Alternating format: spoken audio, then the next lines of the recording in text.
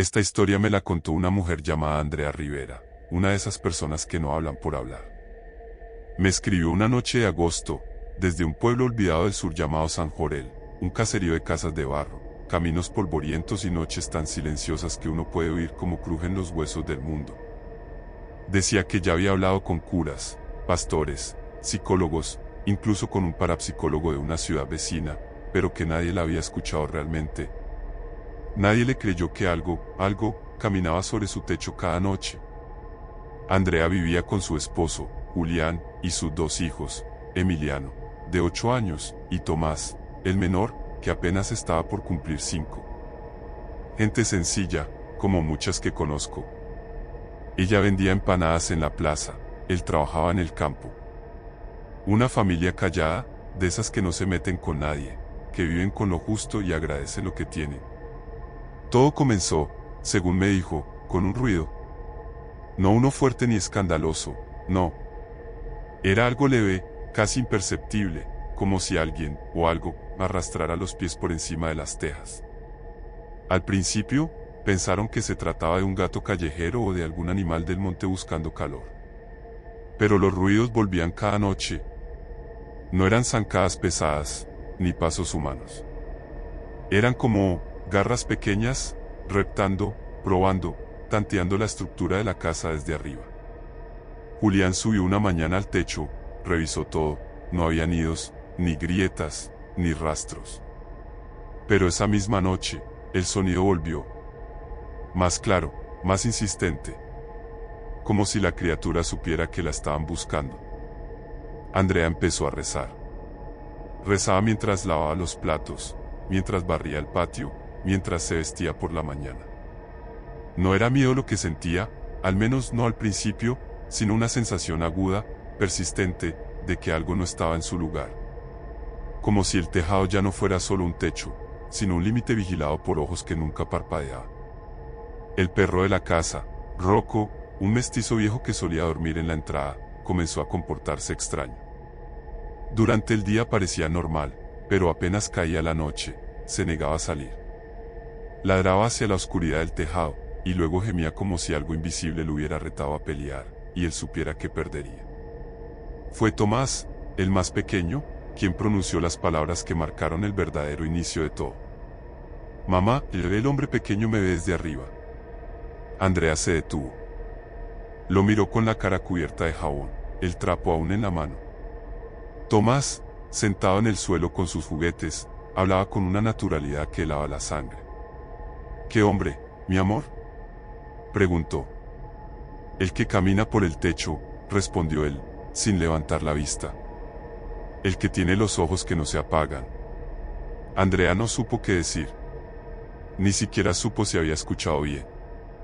En su interior, sintió que algo invisible se aferraba a su estómago y tiraba.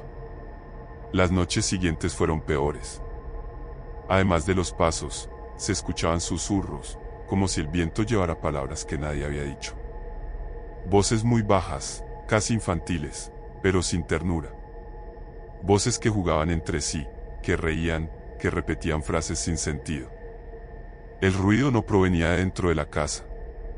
Siempre venía de arriba, como si el techo hubiera cobrado vida. Una madrugada, después de varios días sin dormir bien, Andrea entró al cuarto de los niños para arroparlos y se encontró a Tomás despierto, sentado en la cama, mirando la ventana. ¿Estás bien, hijo? Sí, respondió él. Hoy no vino. ¿Quién? El del techo. Dice que vendrá cuando estemos todos dormidos. Fue esa mañana cuando encontraron el dibujo. Una hoja rota de cuaderno, tirada en el suelo de la habitación, con líneas torcidas y gruesas de crayón negro. En ella, un niño pequeño, dibujado con trazos inocentes, miraba hacia arriba, y sobre el techo de la casa, una figura diminuta, encorvada, de brazos largos y ojos enormes ocupaba todo el centro del papel. No tenía nariz. No tenía orejas. Solo una sonrisa torcida, de oreja a oreja. Andrea me dijo que esa fue la primera vez que sintió verdadero terror. Y lo peor, fue que no sabía si ya era demasiado tarde. Después del dibujo, todo cambió. No fue inmediato, ni ruidoso, Pero había una diferencia sutil, como cuando uno entra a una habitación en la que alguien ha estado llorando y todavía queda suspendida en el aire una tristeza espesa, casi invisible. Andrea decía que la casa parecía haber adquirido una conciencia nueva, como si cada pared escuchara, cada rincón observara, y sobre todo, el techo, como si el techo respirara. Julián, que hasta entonces había intentado mantener la calma con una lógica forzada, decidió subir al tejado una tarde cualquiera. Lo hizo con pasos firmes, con una linterna en una mano y una vara en la otra, aunque aún era de día. Revisó cada esquina, cada lámina de zinc, cada rincón entre tejas. No encontró nidos, ni huecos, ni señales de que algún animal hubiese hecho de ese lugar su guarida. Bajó aliviado, hasta que notó algo en el borde de la canal, una serie de huellas diminutas marcadas en la capa de polvo seco que cubría la superficie. Eran huellas delgadas, con solo 3 dedos cada una, alargadas y ligeramente curvadas hacia adentro, como si pertenecieran a una mano deformada o una garra infantil.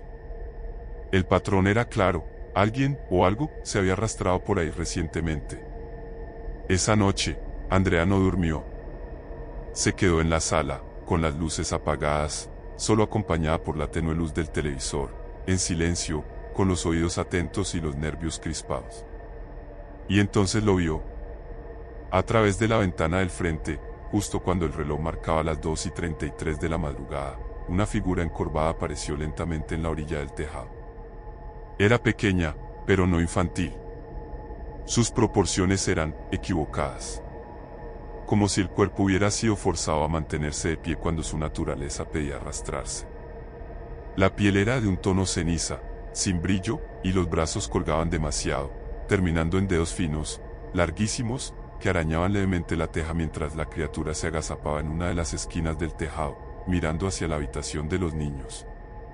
No se movía. No pestañeaba. Solo estaba allí, inmóvil, como si esperara algo. Andrea retrocedió sin emitir un sonido. Despertó a Julián y, esa misma noche, intentaron grabarlo con el celular desde la ventana del pasillo.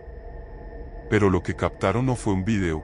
Al revisar la grabación, la pantalla se congeló apenas comenzó a registrar. Una sola imagen quedó archivada en la galería, un fotograma turbio, lleno de estática y granulado, donde podía distinguirse la silueta oscura en el tejado y, al centro de la imagen, 2 ojos redondos y brillantes que parecían mirarlos directamente a ellos. Como si el acto de grabarlo hubiera revelado su atención, como si el duende, en ese momento, los hubiese visto también. A la mañana siguiente, Julián habló con un vecino mayor que vivía al otro lado del campo, un hombre de piel curtida por el sol y mirada esquiva, que al escuchar el relato no se mostró incrédulo, sino silencioso. Después de un largo momento, le dijo que esa casa, la de los Rivera, había sido construida en terrenos que alguna vez fueron parte del sendero de los chiquitos del monte. Según la leyenda, eran criaturas que vivían en los huecos entre los árboles y las piedras, seres antiguos, caprichosos, que no toleraban que los hombres invadieran sus dominios. Ellos no olvidan, dijo el viejo, y no les gusta que uno los vea. Los días siguientes fueron una mezcla de desesperación y vigilancia.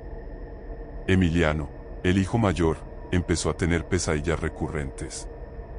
Despertaba sudando, llorando, con marcas en la espalda, líneas delgadas y paralelas, como hechas con uñas pequeñas. Andrea intentó convencerse de que había sido el mismo al dormir, que se habría rascado sin querer, hasta que una noche, mientras le aplicaba una crema para calmarle la piel, Tomás, el menor, dijo con voz baja: «No fue él. Fue el duende. Le hizo eso porque no quiso abrirle la ventana». Andrea sintió un nudo apretarse en el estómago. Lo miró, sin saber si preguntar más o quedarse en silencio. Tomás jugaba con una figurita de madera, sin levantar la mirada. «¿Y tú sí se la abriste?», preguntó con cuidado. «No, todavía no». Aquella noche, sellaron la ventana con clavos. Cerraron puertas. Dejaron luces encendidas. Julián durmió con un cuchillo debajo de la almohada, y Andrea con un rosario en la mano. Y, sin embargo, cuando despertaron al amanecer, una corriente helada recorría la casa. No había vidrios rotos, ni puertas abiertas, pero en el cuarto de los niños, la ventana, que la noche anterior había sido sellada, colgaba abierta, meciéndose lentamente con el viento. La cama de Tomás estaba vacía. El niño apareció al amanecer, cubierto de tierra hasta la frente, tendido boca arriba en medio del jardín como si hubiera sido depositado allí con un cuidado antinatural, sin rastro alguno de violencia ni signos de frío. Dormía profundamente, ajeno al revuelo que su ausencia había provocado, y su rostro, aunque tranquilo, tenía una expresión extraña, como si estuviera escuchando algo desde muy lejos, algo que lo llamaba desde el fondo de la tierra o desde más allá del mundo conocido.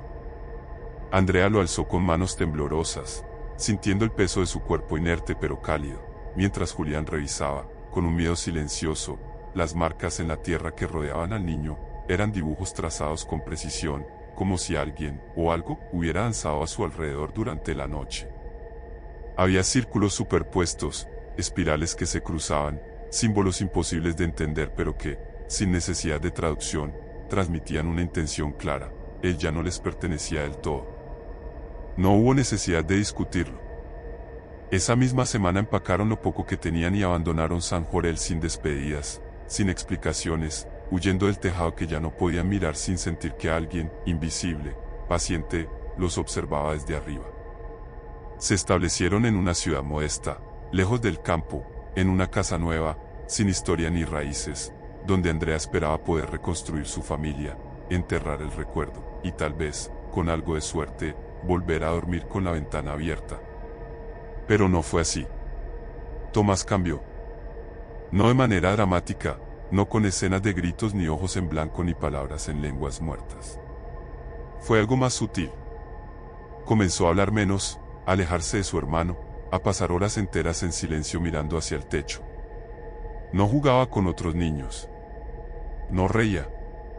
A veces lo sorprendía murmurando, y cuando le preguntaban con quién hablaba, respondía cosas como, con el señor del tejado, o con el que baila cuando todos duermen.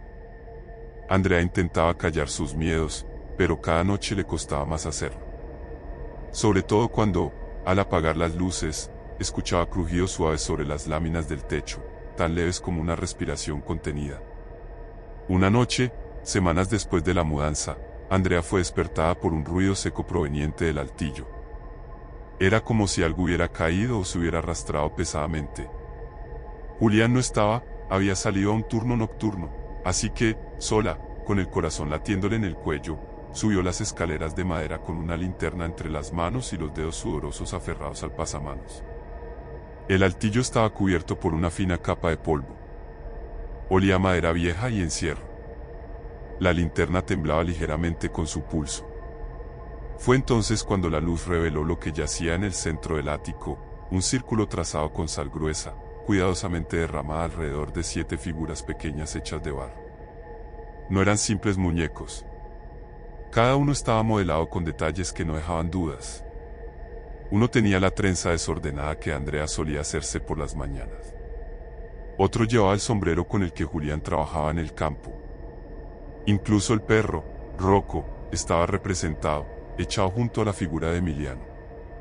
Todos estaban allí, todos menos Tomás, cuya figura, en lugar de estar de pie con las otras, aparecía de rodillas frente a una silueta más alta, una figura delgada, encorvada, sin rostro, con brazos exageradamente largos y una sonrisa tallada tan profundamente que partía su cabeza de lado a lado. Andrea retrocedió un paso, conteniendo el aliento, luchando contra las lágrimas que nublaban su visión. No gritó. No podía. Solo bajó, corrió a buscar alcohol, fósforos, lo que fuera, y volvió al altillo temblando, decidida a destruir lo que fuera aquello. Encendió una llama y la arrojó sin mirar atrás.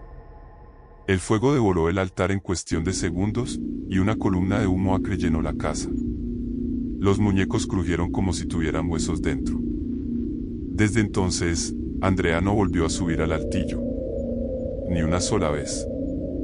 Cuando me escribió por segunda vez, varios meses después, su tono era distinto. No era la urgencia de alguien que busca ayuda, sino la resignación amarga de alguien que ya ha entendido que no hay escape. Me dijo que Julián y Emiliano estaban bien, que la vida, de alguna forma, había continuado.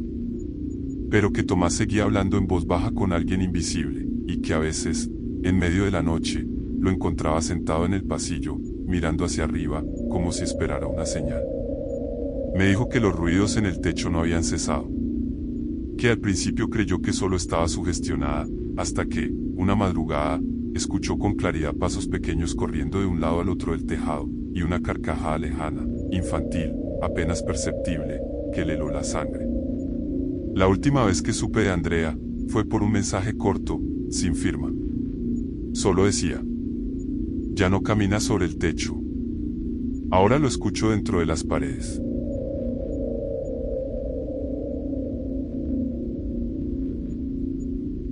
Gracias por escuchar hasta el final. Si te gustó la historia, te invito a suscribirte y dejar tu like. Nos vemos en el próximo relato de los juegos siniestros de Charlie.